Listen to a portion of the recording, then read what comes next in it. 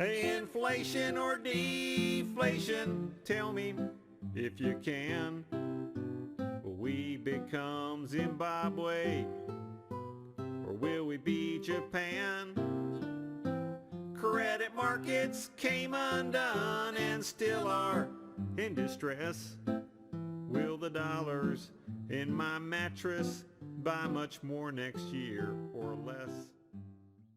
Hello everybody, Professor Watts here, and today we are going to talk about how we measure inflation empirically with a concept called the price index. And then we will actually use some price index values to do inflation adjustments of prices over different periods of time. Take inflation out and see if goods have gone up in price or not in what we call real terms, meaning adjusting for inflation. So we have talked a little bit about, or you've seen some videos already that talk about what is driving inflation, and we'll talk a lot more about that, and we'll lay down some theoretical frameworks for understanding why inflation is happening and what it means. But just a quick recap there, we know that inflation refers to the fact that the value of money is going down over time, and then that's reflected in the prices of goods that we use money to buy going up, because if money is less valuable, it stands to reason that it takes more units of money to buy most goods. Basically all goods will go up in price as money goes down in value. And of course we'll relate that to the fact that the supply of money is growing faster than the demand for money, and if that's the case, the value of that product is going to go down. And we'll get into that, as I said, in the next couple of lectures. But let's start off with just trying to kind of empirically understand how we measure inflation and then do price comparisons in real terms. And this is going to be a pretty big aspect of the homework assignment for this unit. So you want to pay very close attention here. I'll actually include one homework example in this lecture right now. Okay, so measuring inflation. How do we assess whether inflation is going on and how much? Well, we use a tool called a price index. And what the price index does, it combines many prices of many products into one unitless number, and then we can have a price index value for any specific period of time. So we can actually have that, it's collected by the Bureau of Labor Statistics, the same people who give us the unemployment data. It's collected on a monthly basis, so we can track the change in this overall price level of products month to month and then year to year. Now, if we have one number that represents the price level, or kind of the aggregate price of a huge array of goods, if you think about the inverse of that, that would kind of reflect the changing value of our monetary unit. So we can use the price index there in a kind of roundabout manner to think about the changes in the value of money itself. Now, here are three of the most used price indices. We have the CPI, the Consumer Price Index, which includes tens of thousands of prices for everyday consumer products. So basically think about everything you buy on a regular basis in your life, for your home, for yourself, food, housing, clothing, transportation, cars, airfares, entertainment products, movie tickets, music downloads, whatever, internet service.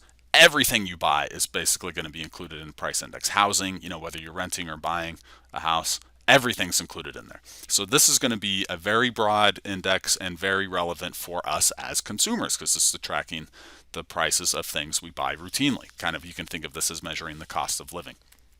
All right, then there's a much narrower price index, which is known as the Producer Price Index, and this would include the prices of things like land, labor, and capital, products that businesses use to produce other goods. Naturally, you're going to be much more interested in this if you are a producer, if you're a business, and you're trying to size up how much inflation has occurred with respect to your costs. And then finally, there's an index called the GDP deflator. Now, the reason it's called the GDP deflator is it's because it's used to calculate real GDP. And this basically is a price index that contains all of the goods that go into GDP. Well, let's think back to what GDP is. GDP is the market value of all final goods and services produced in a country in a year. So the GDP deflator, or the GDP price index, would include the prices of all final goods and services. So that would include all consumer goods, because consumer goods are final goods.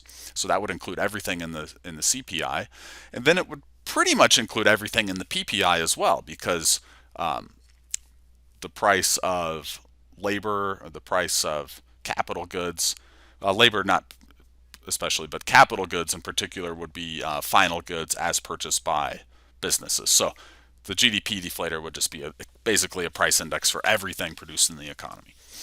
Now, we are going to focus on the consumer price index for a couple of reasons. It's most relevant, again, for us as consumers, because we're all consumers.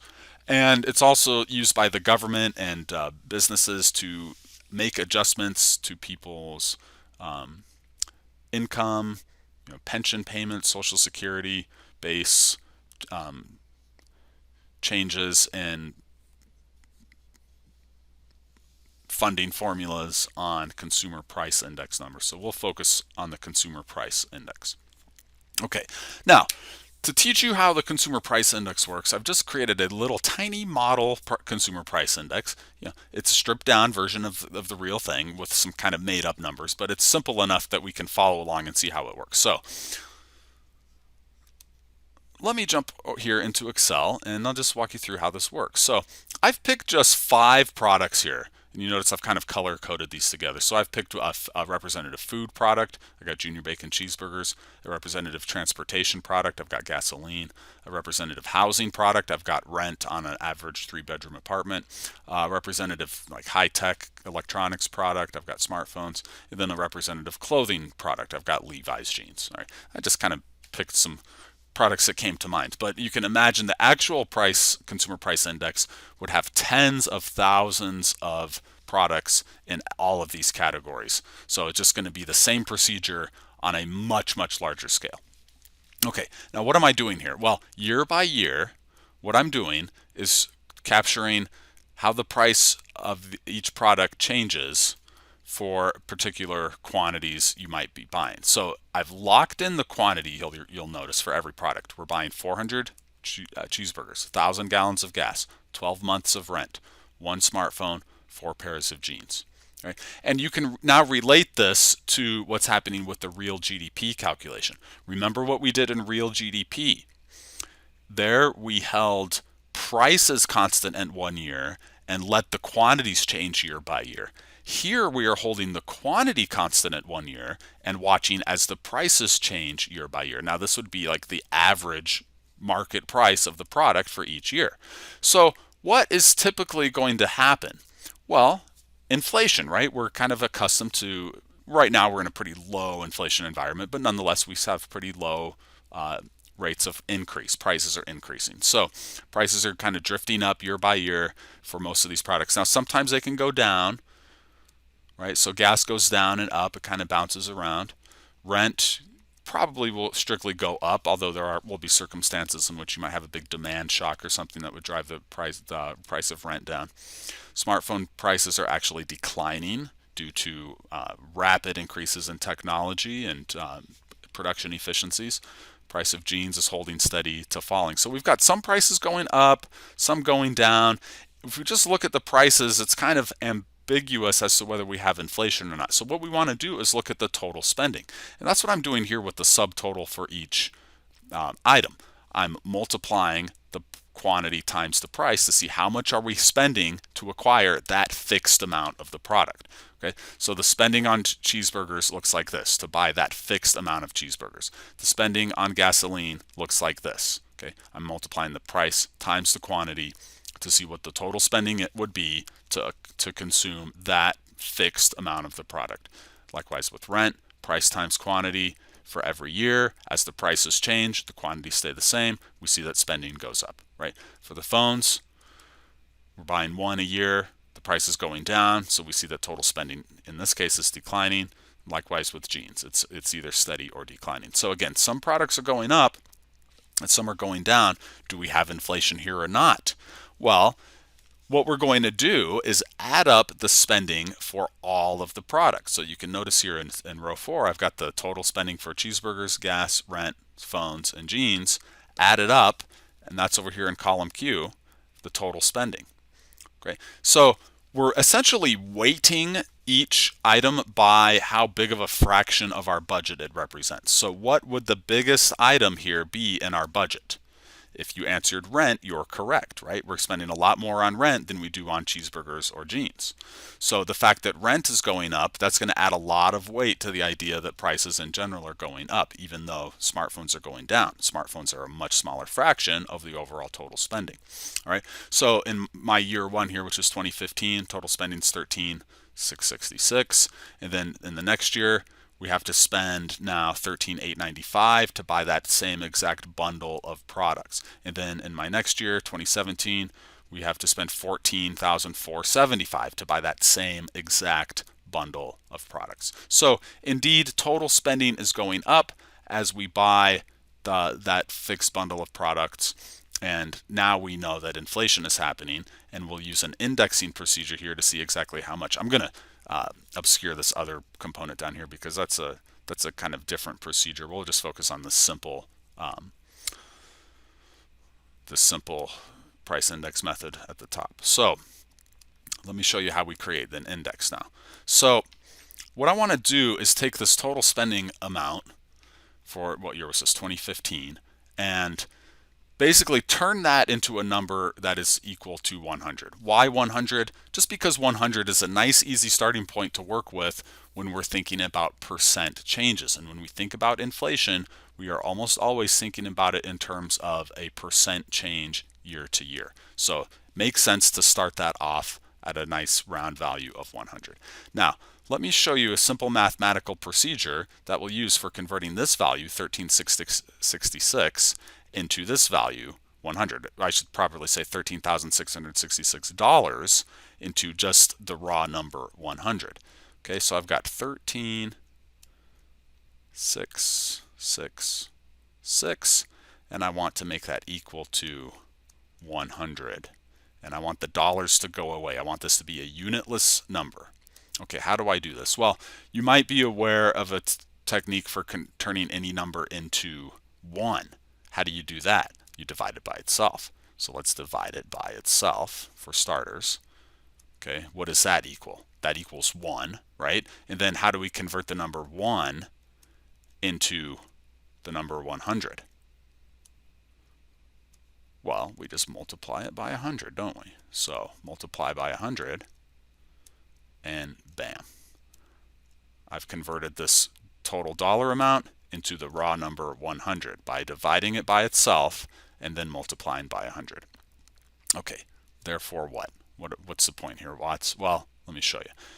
If I do the same procedure for my other values, so notice that's what I'm doing. Whoops, when I go to the index here, that's what I'm doing. I'm taking my total spending here, Q4, dividing it by itself, multiplying by 100. Notice there I'm dividing it by Q $4. Why is that? Well, because I'm going to apply that same procedure to these other values, and I'm going to do that by filling the formula down. So for the 2016 spending total, which is $13,895, I'm now dividing that also by the 2015 spending total, Q4, which is $13,666, multiplying by 100. And what that does is indexes the 2016 spending amount here in terms of the index value relative to 2015.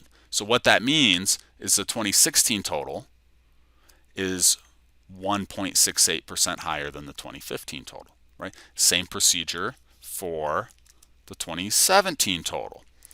Q6 divided by Q4, divided by the initial amount, multiply it by 100, and that tells me this is 5.2% higher than the 2015 total, or 4.17% higher than the 2016 total. So to calculate the inflation rate, I now just take the difference in the price index from year 1 to year 2 and then divide it by the starting value, right? Remember that percent change formula, which I think we've discussed already, and we'll definitely be using that again, although as usual we'll have Excel calculate that for us. So let me remind us of that down here. So we got percent change given by this formula, the second value in our series, which I'll call x2, minus the first value in our series, which I'll call x1. Put that in parentheses so you make sure you do it first, divided by the first value in the series, or the starting point, which again I'll refer to as x1. Okay, so that's the formula that I'm applying here when I calculate my inflation rate. The second value minus the first value divided by the first value. Likewise here, going from 2016 to 2017, that's how we calculate the inflation rate. Okay, so that's what a price index is. It's a combination of a bunch of prices collapsed down into one unitless number by holding the quantities constant, totaling up the spending, and then dividing by the initial year, multiplying by 100. Do that consistently, and we create the price index. Now, if you went with me on the math there, great. If not, just remember what a price index is. You don't have to calculate it in the homework. You just have to be able to use it to make price adjustments, which I'm going to show you how to do here in just a little bit. Let me show you one more thing, though, about the index. Notice right here in column S, I set the index value 2015 equals 100. Well, do I have to pick the first year to be the base year of the index, which is where we lock that value into 100? The answer is no. I could set any year of the index equal to 100. So over here in column U, I'm going to set 2017 equal to 100. Now, how do I do that? Well, the same way I set 2015's value equal to 100. I divide it by itself, multiply by 100. So notice here I'm taking Q6 divided by Q6, multiplying by 100. And then I apply that same procedure to every other year's total. So for 2016's total, I've divided it by Q6 now, multiplied by 100. For 2015's total, likewise, I've divided it by Q6, 2016's total, Q6, and multiplied by 100. So I'm now kind of working my price index backwards, as it were, from 2017, where I've locked in 2017 to be the base year equals 100. By the way, that's the term for where you make the index value equal to 100. That's known as the base year. Okay, so I've got a base year 2015 over here. I've got a base year 2017 over here. Notice that my choice of base year makes no difference whatsoever when it comes to calculating the inflation rate. And again, when we talk about inflation, we usually only care about the inflation rate. So either method is exactly equal in terms of what's the percent change between the starting year and the final year, right? Got 1.68%, 4.17%, regardless of where we set that base year. Okay, so there's how a price index works. A very quick lesson in how a price index works. Now, from now on, we'll just go with actual price index data for the consumer price index as given to us by the great army of economics and statistics folks over at the Bureau of Labor Statistics, who do an excellent job of calculating all of this data for the very massive U.S. economy.